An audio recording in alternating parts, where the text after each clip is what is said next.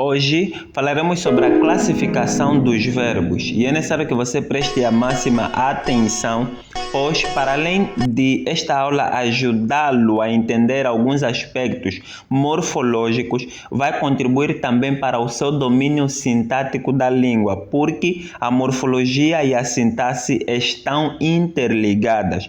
E para começar, importa dizer que os verbos podem ser classificados de duas formas. Primeiro, podem ser classificados quanto à flexão e podem ser classificados quanto à função. Nesta aula, simplesmente vamos classificá-los quanto à flexão. Relativamente à função, nós vamos abordar no próximo vídeo. Por isso, caso você não for um membro inscrito, inscreva-se já, de modo que quando nós postarmos a próxima aula, você possa receber uma notificação. Vamos então àquilo que nos trouxe aqui.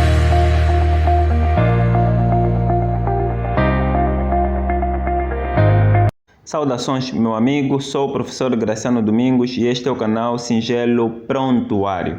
Bem, quanto à flexão, os verbos podem ser regulares, irregulares, anômalos, defetivos e abundantes. Verbos irregulares, vamos como então o próprio nome indica, são aqueles que são regulares na sua conjugação, ou seja, ao longo da conjugação o radical não altera e eles têm uma terminação de acordo com o modelo da sua conjugação. Se forem da primeira conjugação, eles vão ter uma terminação de acordo com a primeira conjugação. Se forem verbos da segunda conjugação, vão ter uma terminação de acordo com a segunda conjugação.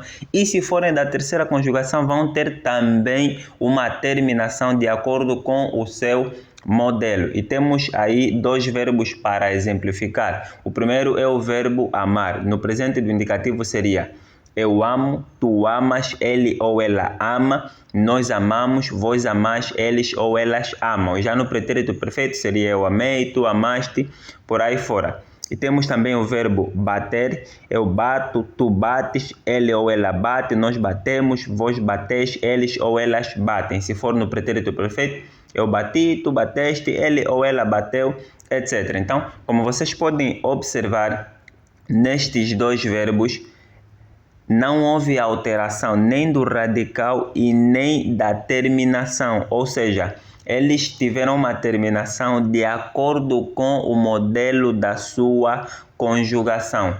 E temos ainda outros verbos, como verbo cantar, verbo falar, verbo estudar, verbo louvar, verbo vender, verbo partir. Todos estes seguem o modelo da sua conjugação e não sofrem alteração no radical. Agora, uma dica de ouro: como saber que o verbo é regular? É muito simples, você não precisa conjugar em todos os tempos e modos para dar conta disso. Basta simplesmente conjugá-lo no presente do indicativo e no pretérito perfeito do indicativo. Se não houver qualquer alteração, quer dizer que este verbo é regular, ou seja, nos outros tempos e nos outros modos ele vai manter-se tal como está. Passemos então para um outro caso. Verbos irregulares, como o próprio nome indica, possuem irregularidade no decurso da sua conjugação, ou seja, sofrem alteração no radical e também na terminação, que não vai seguir o modelo normal da sua conjugação. Vamos exemplificar com dois verbos. Primeiro, o verbo dizer, que logo no princípio, na primeira pessoa do singular do presente do indicativo, apresenta uma variação no seu radical. E também na terceira pessoa do singular do presente do indicativo, a sua terminação não obedece ao modelo da sua conjugação. Neste caso, por ser um verbo da segunda conjugação, a terminação seria em e, só que aí termina em is.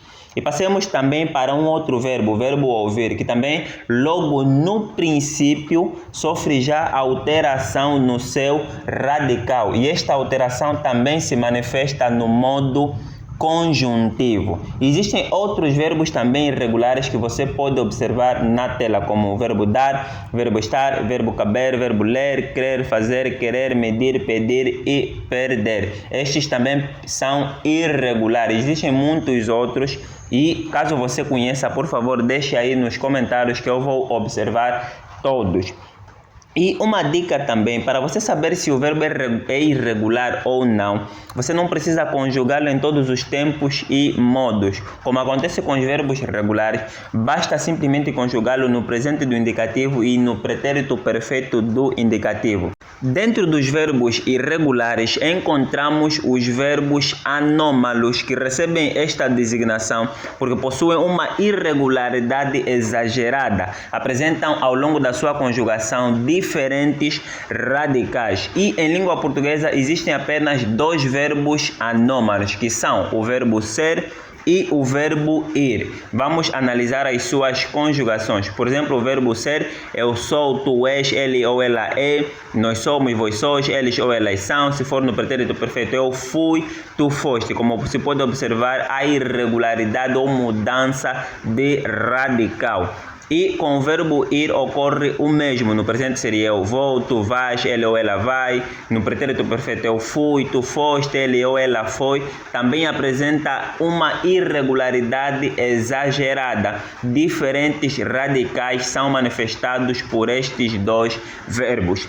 Verbos defetivos, como indica o nome, possuem defeito de conjugação, ou seja, não se conjugam em todos os tempos, modos e pessoas. São eles o verbo abolir, banir, colorir, falir, demolir, reaver, irmegir, retorquir e muitos outros, bem como aqueles verbos que são onomatopeicos, ou seja, procuram imitar alguns sons da natureza, seja de animais como não, como ladrar, cacarejar, rugir, zunir, uivar, e também verbos que exprimem fenômenos naturais, como chover, nevar, relampejar, anoitecer, entardecer, amanhecer.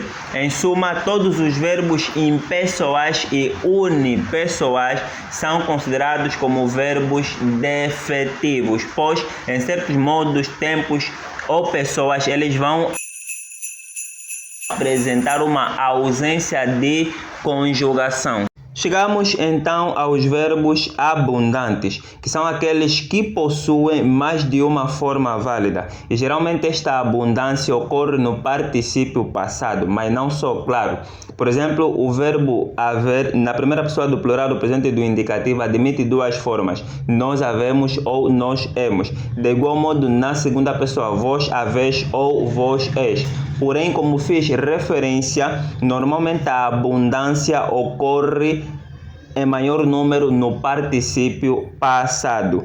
Assim sendo, temos alguns verbos para exemplificar. O verbo aceitar admite três particípios: aceitado, aceito e aceito. O verbo entregar admite dois: entregado e entregue. O verbo expulsar, expulsado e expulso. O verbo imprimir, imprimido e impresso. O verbo matar, matado e morto, e muitos outros que, caso você conheça, deixe aí nos comentários.